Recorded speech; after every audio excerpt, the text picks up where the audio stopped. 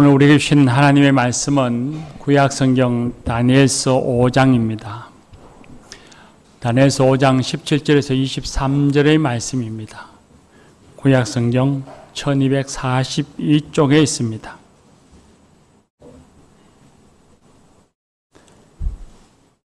구약성경 다니엘서 5장 17절에서 23절의 말씀입니다.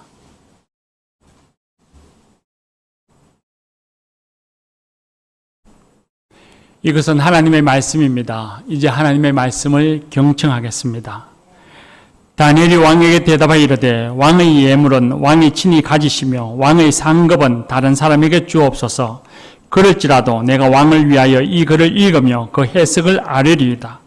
왕이여 지극히 높으신 하나님이 왕의 부친 느부갓네살에게 나라와 큰 권세와 영광과 위엄을 주셨고 그에게 큰 권세를 주셨으므로 백성들과 나라들과 언어가 다른 모든 사람들이 그의 앞에서 떨며 두려워하였으며 그는 임의로 죽이며 임의로 살리며 임의로 높이며 임의로 낮추었더니 그가 마음이 높아지며 뜻이 완악하여 교만을 행함으로 그의 왕위가 폐함받으며 그의 영광을 빼앗기고 사람 중에서 쫓겨나서 그의 마음이 덜짐승의 마음과 같았고 또 들나귀와 함께 살며 또 소처럼 풀을 먹으며 그의 몸이 하늘 이슬에 젖었으며 지극히 높으신 하나님이 사람 나라를 다스리시며 자기의 뜻대로 누구든지 그 자리에 세우시는 줄을 알기에 이르렀나이다.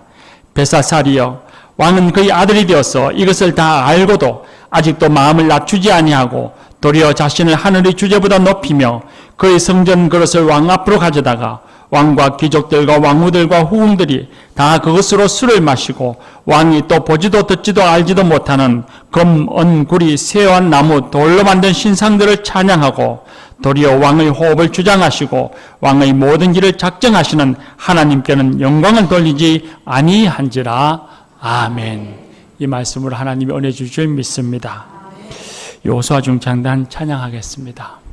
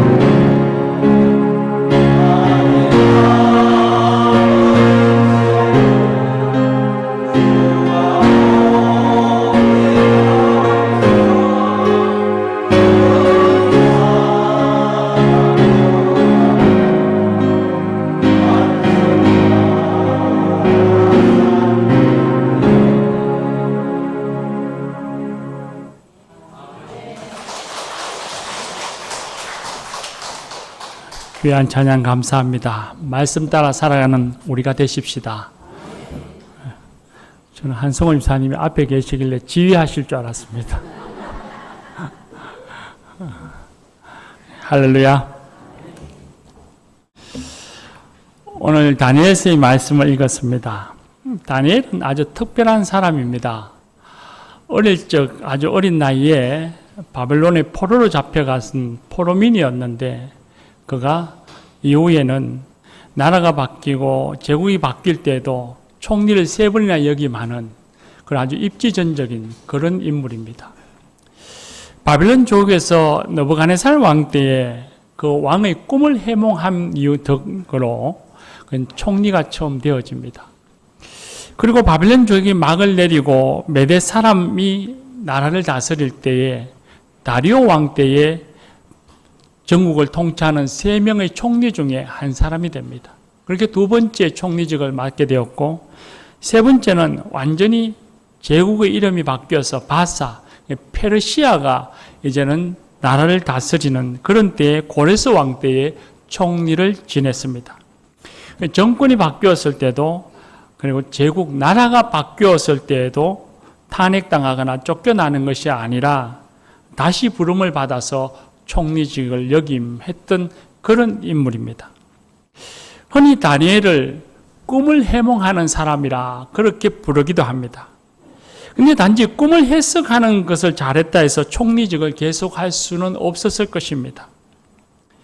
그는 유대 사람으로서 바벨론의 포로인 사람이니 혈통으로나 신분으로 봤을 때는 고위 관직에 있을 수 없는 사람입니다. 그럼에도 불구하고 3번이나 총리직을 계속해서 맡았다고 하는 것은 그가 그만큼 가진 능력과 지혜가 뛰어났고 사람들로부터 인정을 받았다는 것을 의미합니다. 또한 능력만 뛰어난 것이 아닙니다. 능력만 뛰어났다고 해서 게으름 피운다면 그를 누구도 인정하지 않을 것입니다. 그는 성실한 사람이었습니다. 열심히 일했습니다. 또한 그는 청렴한 관리였습니다. 통치자가 바뀌면 전임 관리들을 조사하는 건 당연한 일인데 그럼에도 또다시 주요 관직에 올랐다고 하는 것은 그의 삶에는 부정부패가 없었다는 것이죠. 그만큼 청렴 결백한 사람이었고 그리고 다른 이들에게 본이 되고 인정받을 만큼 성실함과 능력을 갖추었던 그런 사람입니다. 근데 그가 그렇게 여러 번의 총리직을 경험할 정도였다면 그 스스로는 그와 같은 삶을 살기 위해서 얼마나 조심하고 긴장하고 노력했겠습니까? 한번 상상해 보십시오. 그렇게 노력하고 수고해서 여러분의 총리직에 올랐을 정도였다면 그쯤 되면 다니엘 스스로 자기 자신에 대한 자부심을 가지고 자기 스스로의 직위와 자기의 신분에 대해서 자랑할 만할 것입니다. 여러분 우리 스스로를 한번 생각해 보세요. 여러분이 우리 스스로가 만약에 총리가 되었다 혹은 내 자녀가 총리가 되었다 라고 생각하면 어깨에 나도 모르게 힘이 들어갈 겁니다. 그래서 사람들이 그렇게 말할 겁니다. 저 사람 관직에 오르더니만 다 사람이 바뀌어서 달라졌어. 아마 그럴 겁니다. 그런데 다니엘은 자신의 삶의 주역, 삶의 자신의 인생의 주인은 하나님이라고 고백합니다. 자신이 노력하고 수고했지만 내 인생은 내 것이 아니고 하나님의 것이라고 고백하고 내가 누리고 있는 모든 것은 내 것이 아니라 하나님의 것이라고 고백합니다.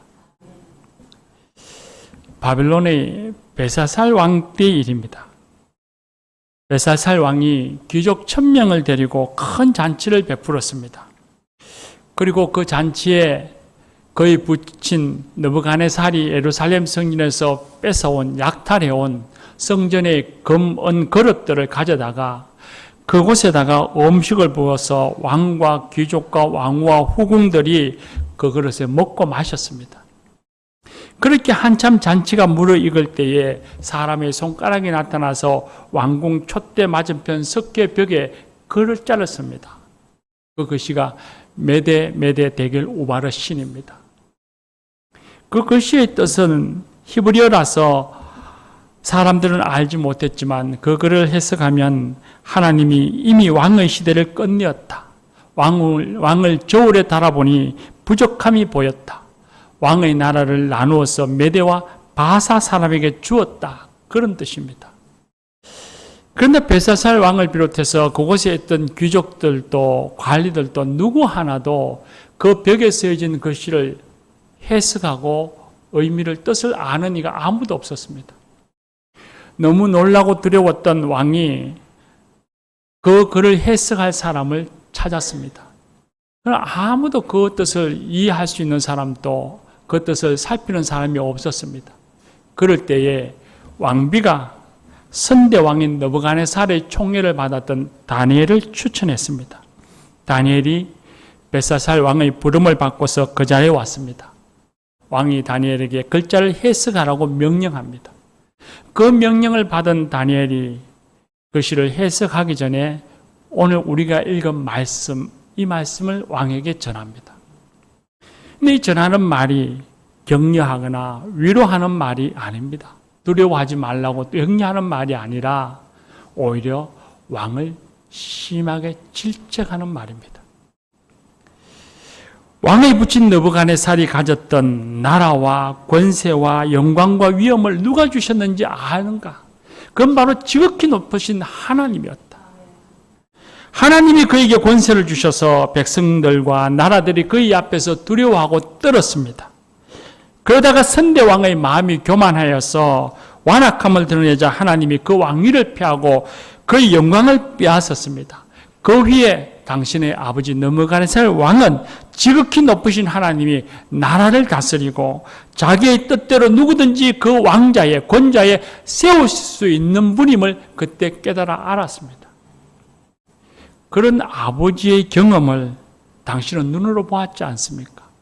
그리고 아버지의 가르침을 당신은 들었지 않습니까? 그럼에도 불구하고 아들이 되어서 마음을 낮추지 아니하고 하늘보다 자기를 높이고 성전 그릇을 가져와서 먹고 마시며 즐깁니까?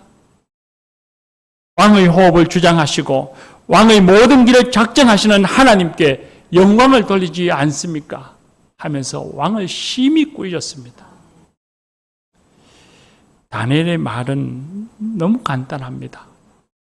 왕이 가진 권세, 영광, 위엄, 그건 왕의 것이 아닙니다. 그건 하나님이 주신 것이요. 당신이 가진 모든 것은 다 하나님의 것입니다. 생명도 하나님의 것이고 왕이 됨도 하나님이 주신 것이고 왕의 길을 인도함도 하나님의 인도하심입니다. 그러므로 다른 이들의 생명을 좌우지할 수 있는 권세를 가진 권력을 가진 왕일지라도 겸손히 하나님 앞에 무릎 꿇고 하나님을 의지하고 하나님을 찬양해야 합니다. 그런 말이었습니다. 근데 이건 단순히 왕을 책망하기 위한 다니엘의 말뿐만이 아니라 이 말은 다니엘의 신앙이고 다니엘의 삶이었습니다. 다니엘서 6장에 보면 다니엘이 메대 왕국의 다리오 왕 때에 그를 못마땅하게 여기는 신하들이 다니엘을 엄해하여 죽이고자 모의를 하고서는 다니엘의 약점을 찾으려고 했지만 험잡을 데가 없었습니다. 있었다면 그가 하루에 3번 고향 예루살렘을 향해서 무릎 꿇어 기도한다는 거였습니다. 그러자 신하들이 꾀를 내어 왕에게 말하기를 30일 동안 왕 외에 어떤 신에게나 사람에게나 무엇이든지 구하는 자가 있다면 그 사람을 사자굴에 던져 넣읍시다 하고는 왕의 칙령을 발표했습니다. 다니엘은 그런 사실을 알았지만 집에 돌아가서 이전에 하던 그대로 예루살렘을 향해 창문을 열고 무릎을 꿇어 하나님께 감사 기도했습니다. 이 일로 다니엘은 사자굴에 던져졌지만 오히려 하나님께서 그를 보호해 주셨고 다니엘을 엄해하고 죽이고자 했던 관리들은 사자굴에 던져져서 죽임을 당했습니다. 결과는 완전히 바뀌어졌죠. 근데 다니엘은 자신의 정적들이 그를 보고 있고 그가 기도하면 죽게 될 것이라는 것을 알고 있었습니다. 그럼에도 불구하고 다니엘은 그런 위협에도 구애되지 아니하고 하나님 앞에 기도했습니다. 기도한다는 것이 무엇을 의미하는가 한번 생각해 보십시오. 기도는 하나님께 도움을 구하는 것이고 하나님의 뜻을 살피는 인간의 행위이기도 하지만 기도가 가진 가장 근본적인 정신, 하나님이 우리에게 기도하라 하실 때 그 기도가 가진 가장 근본적인 정신은 우리의 삶의 주권이 내게 있지 아니하고 하나님께 있음을 인정하는 행위입니다. 내 삶의 주인은 내가 아닙니다. 하나님이십니다. 그러므로 하나님 나를 도와주십시오. 내가 하나님을 의지합니다. 하나님 내가 어찌할까요? 하는 것이 바로 기도인 겁니다. 다니엘은 자신의 목숨이 위태롭다는 것을 알았지만 자신의 생명도 자신이 가진 권세도 자신이 가진 삶의 모든 것의 주인은 하나님이심을 믿었기 때문에 그는 기도하는 것을 쉬지 않았던 것입니다. 이런 믿음은 나이가 많아서 생긴 게 아닙니다. 신앙의 연륜이 오래되었으니까 가질 수 있었던 것이 아니었습니다. 다니엘은 어릴 적부터 어린 나이에 바벨론의 포로로 잡혀갔을 때에도 그의 세 친구와 함께 자신의 삶의 주권은 하나님께 있고 자신의 삶의 주인은 하나님이시라는 것을 믿었습니다. 그 믿음으로 살았습니다. 그 믿음으로 그 험난한 포로 생활 속에 하나님을 의지하며 살았습니다. 하나님께서는 그런 다니엘을 기뻐하셨고 다니엘의 인생에서 여러 번의 위기가 있었지만 하나님은 그런 다니엘을 보호해 주셨고 지켜주셨고 인도해 주셔서 세상의 모든 사람보다 높은 자리에서 존경받는 사람이 되게 해 주셨습니다. 교우 여러분, 우리 삶의 주권은 하나님께 있습니다. 우리의 삶의 주인은 하나님이십니다. 우리 인생의 주인공은 우리가 아니고 하나님이고 우리는 조연입니다. 이 신앙은 다니엘이라고 하는 특별한 사람만이 가진 신앙이 아닙니다. 성경에 보면 하나님께서는 모든 믿음의 사람들이 이런 신앙을 가지고 살아가도록 보여주셨고 가르쳐 주셨습니다. 그래서 이사야 43장 말씀에 말씀하시기를 하나님께서는 내가 너를 만들었고 너를 모태에서 지었다 했습니다. 이사야 42장 말씀에서는 내가 너를 구속하였고 내가 너를 지명하여 불렀나니 너는 내 것이라고 했습니다. 호세아 11장 말씀에서는 우리에게 걸음을 가르치고 우리를 팔에 업고서 우리를 양육하셨다, 기르셨다 말씀하셨습니다. 하나님께서는 우리가 다니엘과 같은 신앙을 가진 성도가 되기를 원하십니다. 오늘은 맥주 감사 주일 예배를 드리고 있습니다. 레위기 9장에 보면 하나님의 백성들, 이스라엘 백성들이 하나님이 주시는 가나안 땅에 들어가서 농사를 지었을 때에 처음 수확하는 보리를 처음 거두었을 때에 하나님께 그 첫 수확, 첫 열매, 첫 이삭의 단을 가지고 하나님께 나와서 예배드리라고 말씀하셨습니다. 보리만 수확할 때가 아닙니다. 7절에 밀을 수확할 때도 그 이후에 과실을 수확했을 때도 첫 열매, 첫 이삭의 단을 그러니까 하나님께 가져와서 예물 드리고 예배 드리라고 말씀하셨습니다. 왜 하나님이 그렇게 가르쳤을까요? 첫 열매, 첫 이삭을 드리라고 하는 이유가 무엇이었을까요? 하나님께서는 믿음의 사람들에게 모든 것이 너희 것이 아니고 나의 것이며 너 인생의 주권은 내게 있는 것이니 너가 일하여 얻는 것도 너희 것이 아니고 내 것이니 나에게 드리라고 말씀하고 계신 겁니다. 내 것이라고 하는 것을 고백하라고 하시는 말씀, 하나님의 것임을 고백하는 신앙의 표현으로서 고백으로서 첫 이삭의 단을 내가 하나님께 가져오라 말씀하신 것입니다. 우리가 절기가 되어서 우리는 예물을 드림도 마찬가지입니다. 우리가 맥주 감사주일 예물을 드리기도 하고 또 교회 절기마다 예물을 드리는데 그 예물 드림도 우리의 삶의 주인이 하나님이시라고 하는 우리의 신앙의 고백이고, 우리에게 베풀어 주신, 우리 삶의 주인 되신 하나님이 우리에게 베풀어 주신 은혜에 대한 감사의 표현인 것입니다. 하나님께서는 하나님의 주권을 인정하고 감사하는 성도들을 기뻐하십니다. 그리고 그 사람들을 다니엘처럼 그 시대에 그들이 살아가는 그곳에 살아계신 하나님을 증거하는 믿음의 사람들로 삼아 주십니다. 삶의 자리에서 복을 주시고 다른 사람을 살리는 복의 통로가 되게 해 주십니다. 교우 여러분, 바로 그 같은 하나님께서는 우리 삶의 주권자가 되시고 주인이 되시고 너는 내 것이라 선언하신 그 하나님께서는 우리를 혼란과 고통 속에 내버려 두시는 분이 아닙니다. 만약에 우리 삶의 주인 되시는 하나님이 우리를 고통 속에 두시거나 혼란과 어려움 속에 두시는 분이라고 하신다면 우리는 아마 내일을 살아가기 힘들 것입니다. 늘 불안하고 두려움 속에 살아야 할 것입니다. 그런데 우리를 향하신 하나님의 생각과 뜻은 평안입니다. 고통이 아니고 평안이며, 우리를 향하신 하나님의 뜻은 어려움이 아니라 기쁨이며 희망입니다. 하나님께서는 우리에게 평안 주시기를 원하시고 우리에게 얼굴을 비추사 은혜 주시기를 원하시는 분입니다. 하나님은 우리를 근심에서 벗어나게 하시고 삶의 지형을 넓혀주시는 분입니다. 설령 악한 일이 온다 할지라도 협력하여 그 악한 일마저도 우리에게 선이 되게 해주시는 분이 바로 하나님이시고 우리의 삶의 주인 되시는 분이십니다. 그러므로 우리의 인생에 나 홀로 사는 것 같지만 인생의 주인 되시는 하나님께서 우리 곁에 서서 우리를 도와주십니다. 이 진리의 말씀, 이 성경의 말씀을 믿으시기를 바랍니다.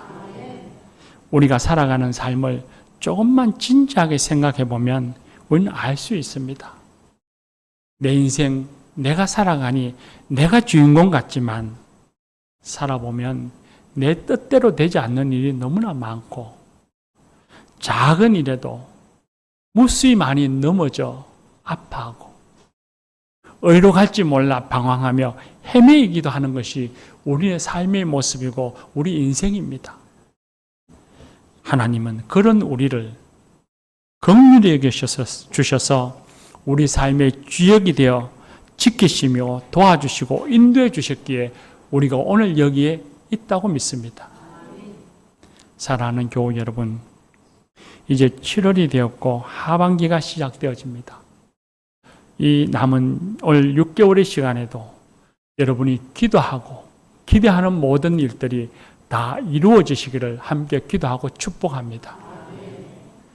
그러나 우리가 걸어가는 길에 좋은 일만 있을 것입니다. 소원하는 일이 다 이루어질 것입니다.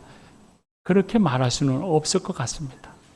우리가 살아온 경험으로도 봐도 이 남은 6개월의 삶 속에 근심되는 일이 생길 수도 있고 또 혹 앞에 장애물이 생길지도 모르지요. 그러나 앞길에 무엇이 있을지 알지 못하지만 우리가 분명히 아는 것 하나, 진실 하나가 있습니다. 그건 바로 하나님이 우리의 삶의 주인이 되셔서 우리와 함께 하시고 우리를 도와주신다는 겁니다. 우리를 지켜주신다는 것입니다. 우리를 인도해 주신다는 것입니다. 세상을 창조하시고 다스리시는 권능의 하나님께서 우리 삶의 주인이 되어서 우리를 은혜 가운데에 함께 해 주신다는 사실, 그건 변함이 없습니다. 교우 여러분, 7월부터 시작하는 이 하반기에도 우리를 위하시는 하나님의 은혜와 권능을 믿고 기도하며 하나님을 의지하며 살아가십시다. 그리하면 이 해가 끝났을 때, 저물 때쯤에는 하나님이 내게 복을 주셨습니다. 하나님이 내게 많은 저희를 주셨습니다.